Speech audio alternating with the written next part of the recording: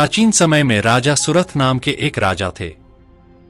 राजा प्रजा की रक्षा में उदासीन रहने लगे थे। परिणाम स्वरूप पड़ोसी राजा ने उस पर चढ़ाई कर दी। सुरथ की सेना भी शत्रु से मिल गई थी। परिणाम स्वरूप राजा सुरथ की हार हुई और वह जान बचाकर जंगल की तरफ भागा।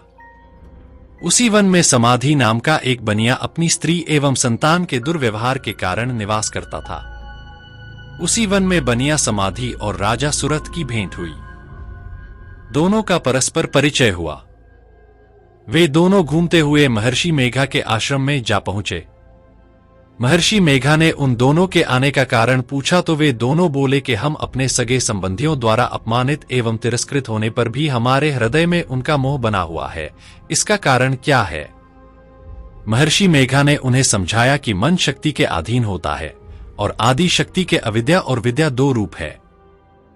विद्या ज्ञान स्वरूप है और अविद्या अज्ञान स्वरूप। जो व्यक्ति अज्ञान के आदिकरण रूप में उपासना करते हैं उन्हें वे विद्या स्वरूपा प्राप्त होकर मोक्ष प्रदान करती है। इतना सुन राजा सुरथ ने प्रश्न किया, हे महर्षि, देवी कौन है? उसका जन्म कैसे हुआ? महर्षि बोले, आप जिस देवी के विषय में पूछ रहे हैं वह नित्य स्वरूपा और विश्वव्यापिनी है। उसके बारे में बताता हूं, ध्यानपूर्वक सुनो। कल्पांत के समय विष्णु भगवान क्षीर सागर में अनंत शया पर शयन कर रहे थे। तब उनके दोनों कानों से मधु और कैटभ नामक दो दैत्य उत्पन्न हुए। वे दोनों विष्णु की नाभि कमल से उत्पन्न ब्रह्मा जी को मारने दौड़े। ब्रह्मा जी ने उन दोनों राक्षसों को देखकर विष्णु जी की शरण में जाने की सोची, परंतु विष्णु भगवान उस समय सो रहे थे। तब उन्होंने भगवान विष्णु को जगाने हेतु उनके नयनों में निवास करने वाली योग निद्रा की स्तुति की। परिणाम स्वरूप तमोगुण अधिष्ठात्री देवी विष्णु भगवान के नेत्र, नासिका, मुख तथा हृदय से निकलकर ब्रह्मा जी के सामने उपस्थित हो गई। योग निद्रा के निकलते ही विष्णु भगवान उठकर बैठ गए। भगवान विष्णु और उन राक्षसों में 5000 साल तक युद्ध चलता रहा। अंत में मधु और कैटभ दोनों राक्षस मारे गए।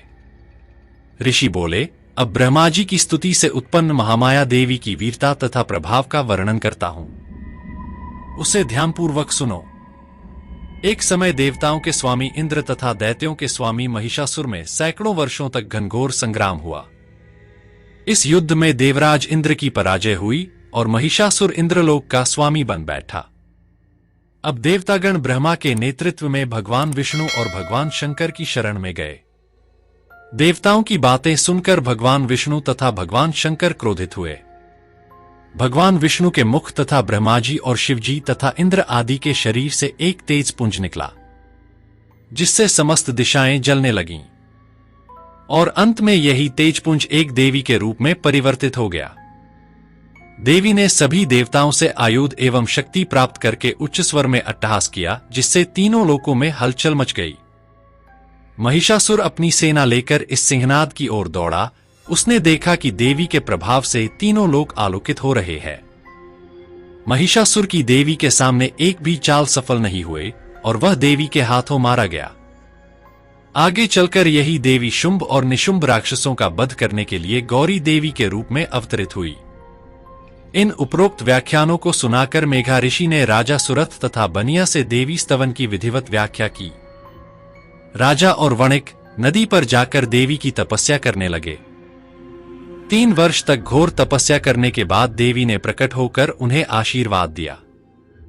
इससे वणिक संसार के मोह से मुक्त होकर आत्मचिंतन में लग गया और राजा सुरथ ने शत्रुओं पर आक्रमण करके विजय प्राप्त करके अपना वैभव प्राप्त कर लिया। दोस्तों, कहानी कैसे लगा कमेंट बॉक्स में जरूर बताना। अच्छा लगा तो वीडियो को लाइक, शेयर और चैनल में नए आए हो तो सब्सक्राइब करके बेल आइकन को प्रेस जरूर कर देना, ताकि आगे आने वाले वीडियो की नोटिफिकेशन आपको सबसे पहले मिले।